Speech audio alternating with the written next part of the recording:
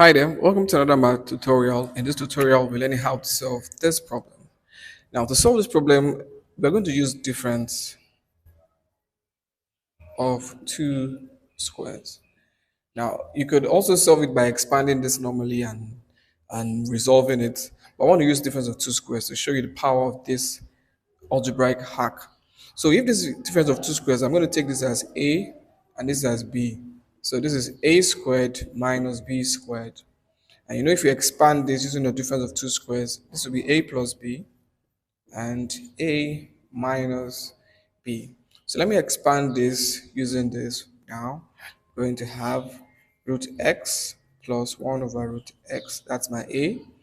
Then plus b, right? So plus all of this. That'll be root x minus 1 over root x. Then in the second bracket, I'm going to have a minus b. So a is root x plus 1 over root x.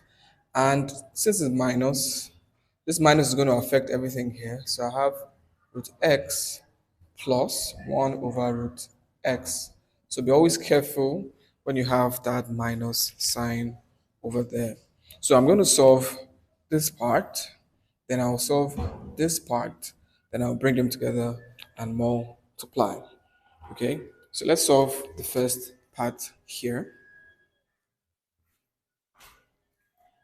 So here we're going to have the root of x plus 1 over root x.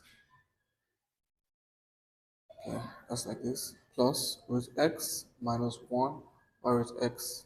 So I'm solving this first part here. So we're going to have root x plus root x, then 1 over root x minus 1 over root x, right? So this will give you 2 root x, and this will cancel. So for this first part, you have this. Now for the second part, you're going to have root x plus 1 over root x minus root x plus 1 over root x, right? So let's bring this together. That's root x minus root x plus 1 over root x plus 1 over root x. So this will cancel, and you'd have 2 1 over root x if you like. So I'm going to multiply this two of them together now in this place over here. So that will be 2 root x times 2 1 over root x. Okay, so 2 times 2 is 4. Then you have root x times 1, which is root x over root x.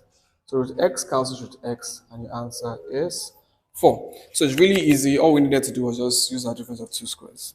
If you found this helpful, don't forget to like and subscribe. Catch you on the next one.